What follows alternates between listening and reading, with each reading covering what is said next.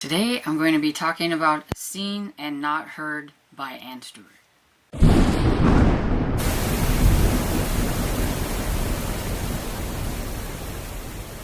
So, Anne Stewart has been writing for a very long time. She started writing when she was 25 years old, and it says that her first novel was Barrett Heel, a gothic romance published by Ballantine in 1974 when she just turned 25. She's written more gothic, Regency, romantic suspense, romantic adventures, serious romance, suspense, historical romance, paranormal, and mainstream contemporary romances for publishers such as Doubleday, Harlequin, Silhouette, Avon, Zebra, St. Martin's Press, Berkeley, Dell, Pocketbooks, and Fawcett.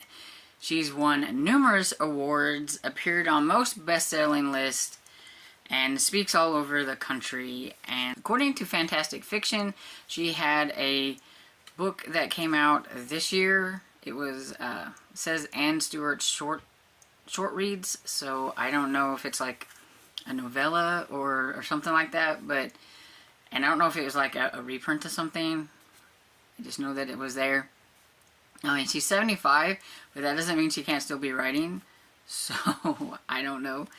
But she has been writing for a very, very long time, and I'm going to say, though, that Goodreads has this mislabeled, or people have mislabeled it, because I went in thinking this was going to be a romantic suspense, and it's more or less a suspense novel. It's not romantic suspense. There's a tiny bit of romance in it, but not enough that I would classify it as a romance. It's just more of a suspense with a tiny bit of romance. And so it kind of skewed like what I was going to think about this book. I've read one other book by Anne Stewart, and it definitely had a lot more steam in it than this one. So this one definitely was not, to me, like a romance. And I had this video made before, and then I erased it, and so hopefully my memory still has a little bit of this in there, because it was different. So, this could contain spoilers for anybody who may not want to watch this because of spoilers, so I'm just going to say that ahead of time. But this one is about a lady, Claire, and she has followed this guy to Paris. He lives in Paris. His name is Mark Bernard. And she wasn't having the best of time in the States, and so she, thinks she's in love with him, sort of, so she follows him there. But while she's there, she's just as lonely and everything with him being there. And he's a mime. And very strange. And some of the like conversations that they would have, he would say things like, if you ever leave me, I would kill you, and things like that. She kind of laughs that stuff off as, whatever, he's just, joking or whatever it is. But I don't think that's like something that people should joke about, so I think I would have took it a little bit more serious.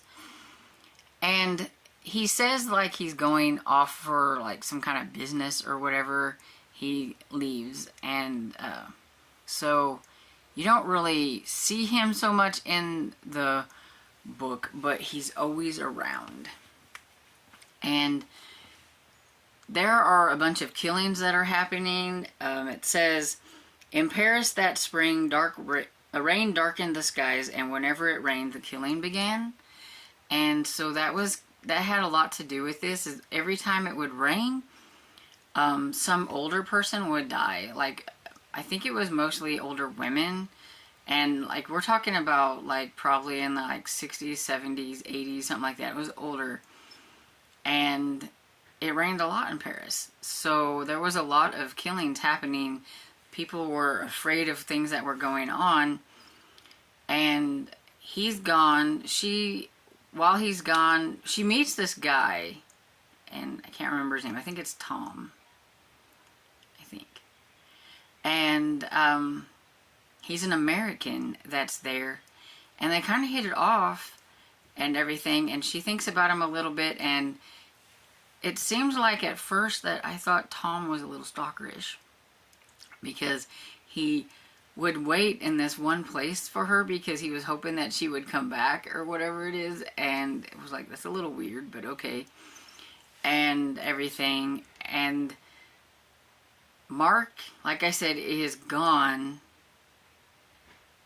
and so she's watching his daughter, because he has like a 9-year-old, I think, or something like that, and everything. And it was weird that when she would talk to his dead wife's, you know, yeah, and that was something. His dead wife's mother, the mother would say all kinds of bad things about Mark, and how she's pretty sure that he killed her daughter.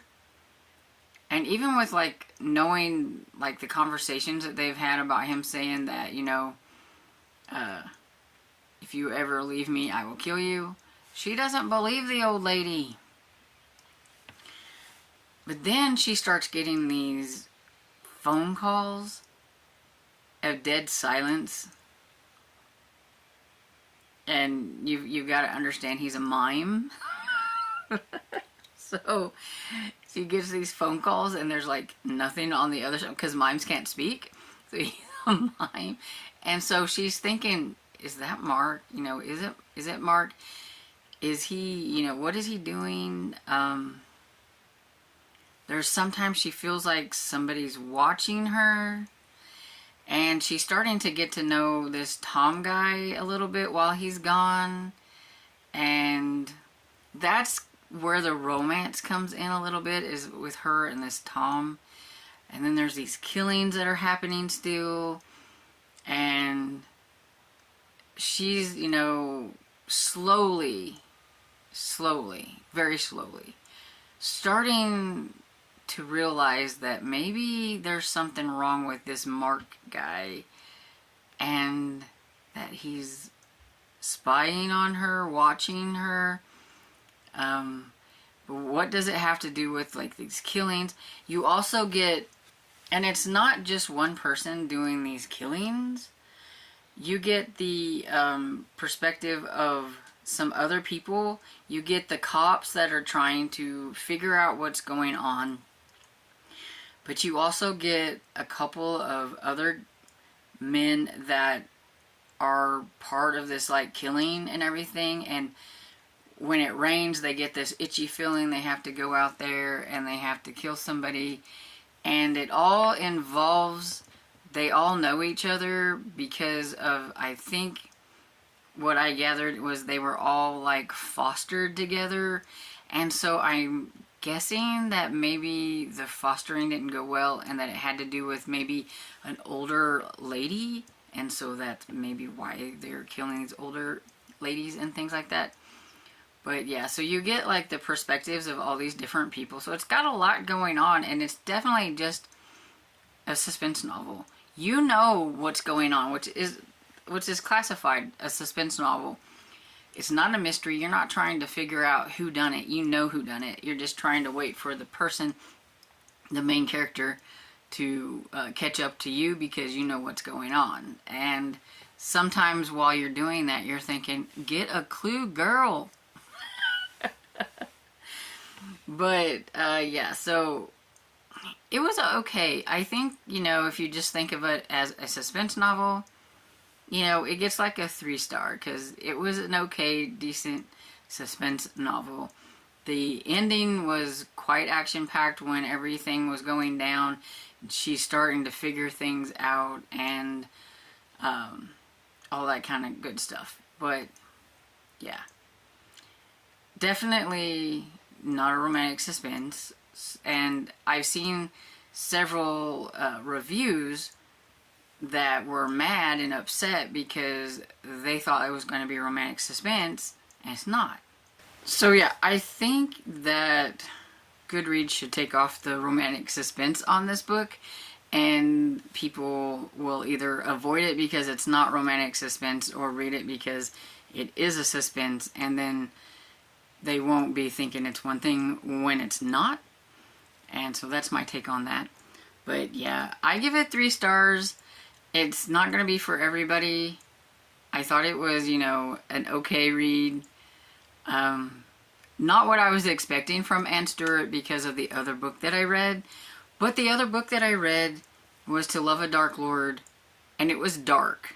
It was a little dark, and I think I gave it like 3 stars too. So that's the only 2 books I've ever read by Anne Stewart, and they were very different. And so I am curious to read more from Anne Stewart to see what I think about some of her other books and everything. But yeah. So have you read Anne Stewart? Have you ever read this book with the creepy mime on the cover? Let me know what you thought about it if you have read it, or if you think you would read it. And I hope you enjoyed this video, and if you did, don't forget to give it a like and subscribe, and I will see you all in the next video. Bye.